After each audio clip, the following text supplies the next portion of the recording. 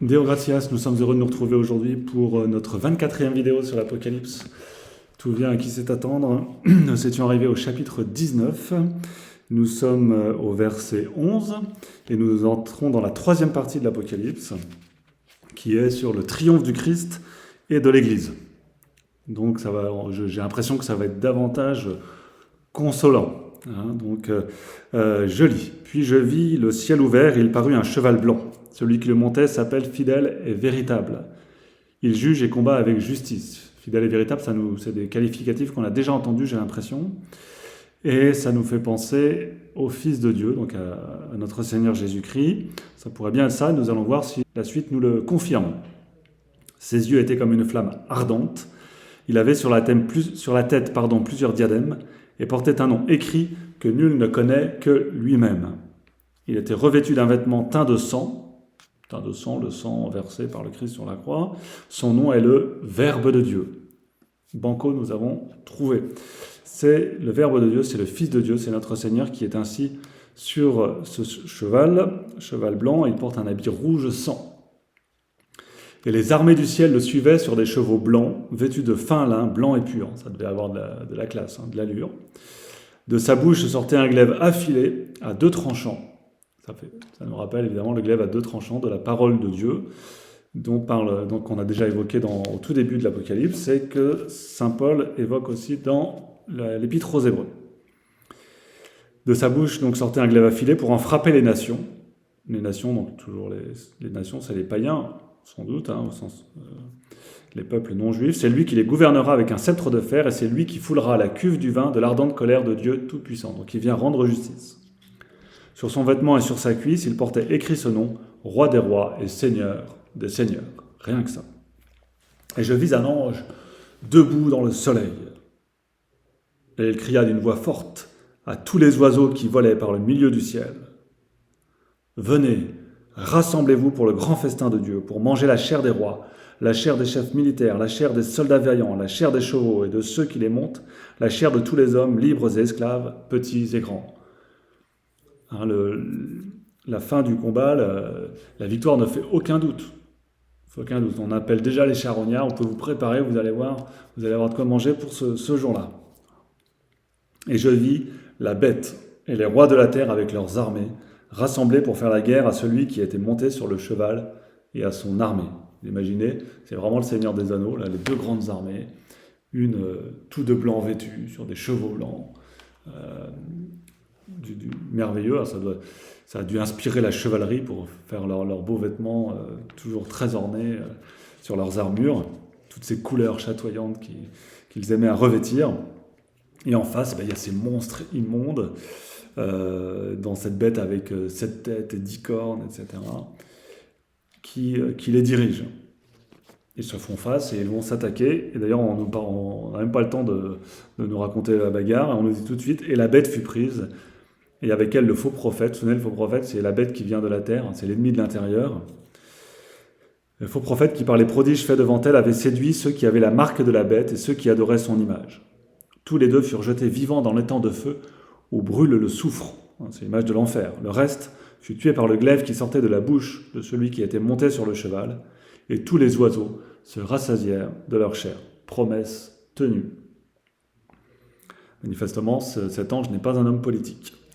Et je vis descendre du ciel un ange qui tenait dans sa main la clé de l'abîme et une grande chaîne.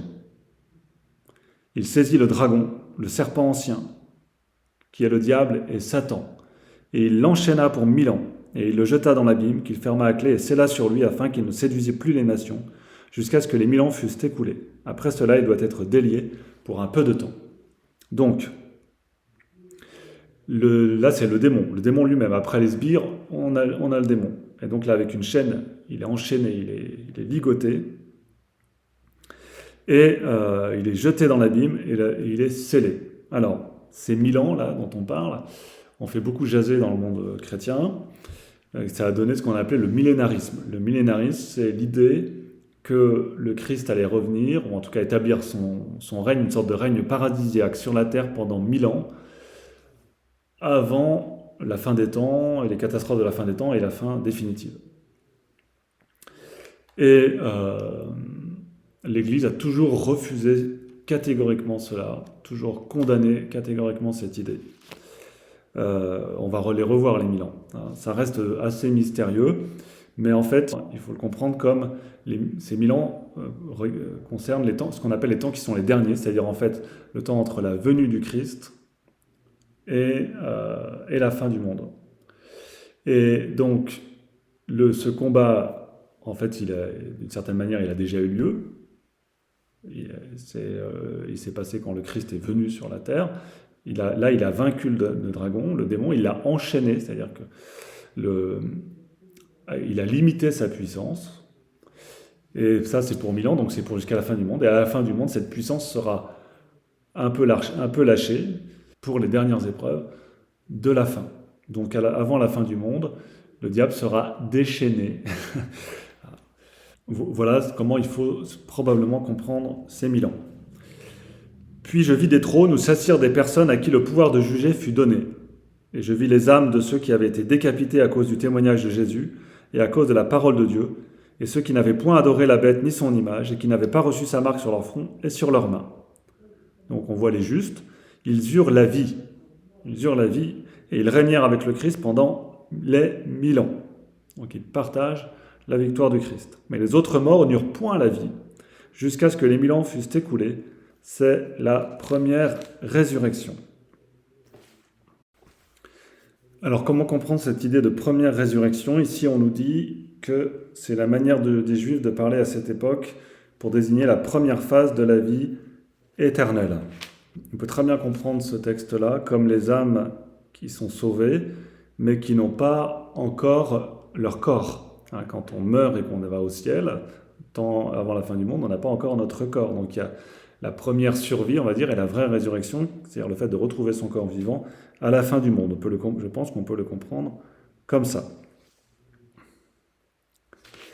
Heureux et saint celui qui a part à la première résurrection. La seconde mort n'a pas de pouvoir sur eux. Ils seront prêtres de Dieu et du Christ et ils régneront avec lui pendant 1000 ans. Quand les 1000 ans seront accomplis, Satan sera relâché de sa prison et il en sortira pour séduire les nations qui sont aux 4 extrémités de la terre, Gog et Magog, afin de les rassembler pour le combat. Leur nombre est comme le sable de la mer. Elles montèrent sur la surface de la terre et elles cernèrent le camp des saints et la ville bien-aimée. Mais Dieu fit tomber un feu du ciel qui les dévora. Et le diable, leur séducteur, fut jeté dans les temps de feu et de soufre, où sont la bête et le faux prophète, et ils seront tourmentés jour et nuit, au siècle des siècles. Donc, à l'approche de la fin des temps, le démon sera un peu déchaîné, sera un peu relâché, et il viendra séduire les nations. C'est ce qu'on appellera aussi donc la période de l'Antéchrist, la grande imposture religieuse de l'Antéchrist. Alors on nous parle de Gog et Magog. Ces deux noms ici viennent d'une prophétie d'Ézéchiel.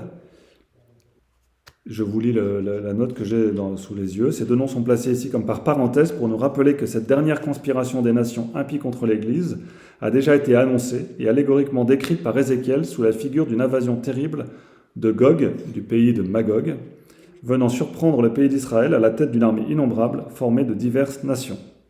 Donc c'est un symbole des méchants, tout simplement. Les méchants contre les gentils.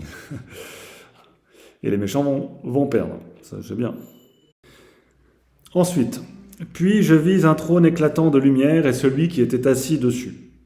Devant sa face, la terre et le ciel s'enfuirent, et il ne fut plus trouvé de place pour eux. C'est Dieu, quoi. C'est Dieu, voilà, c'est tout. Et je vis les morts, grands et petits, debout devant le trône. Des livres furent ouverts. On ouvrit encore un autre livre qui est le livre de la vie. Et les morts furent jugés d'après ce qui a été écrit dans ces livres, selon leurs œuvres. Donc chacun sera jugé selon ses œuvres, selon la manière dont il aura vécu. Le fait que la terre et la mer soient parties, c'est l'idée que maintenant ça n'a plus... C'est comme si ça n'avait plus de valeur, on n'en est plus là. Maintenant on est passé à autre chose, c'est la vie éternelle. Et c'est l'heure de rendre des comptes. La mer rendit ses morts. La mort et l'enfer rendirent les leurs et ils furent jugés chacun selon ses œuvres. Donc, jugement général. même de ceux qui étaient morts avant. Puis la mort et l'enfer furent jetés dans l'étang de feu.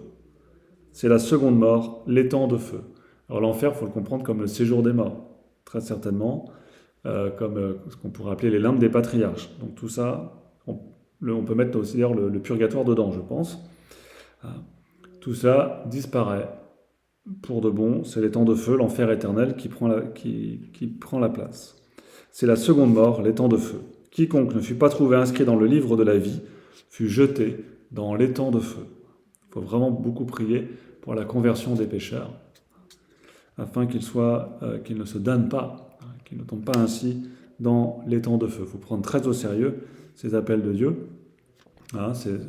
Cette idée n'est évidemment pas à la mode, mais ce serait trahir la Sainte Écriture, ce serait trahir la révélation, que de refuser l'idée de l'enfer, puisque ça fait vraiment partie de la foi enseignée par Dieu. Depuis le temps qu'on lit l'Apocalypse ensemble, vous en êtes rendu compte. Voilà, nous avons achevé le chapitre 20. La prochaine fois, nous retrouverons le chapitre 21, j'espère que ce sera demain. Et chapitre 21 qui s'ouvre par une très belle vision, pleine d'espérance.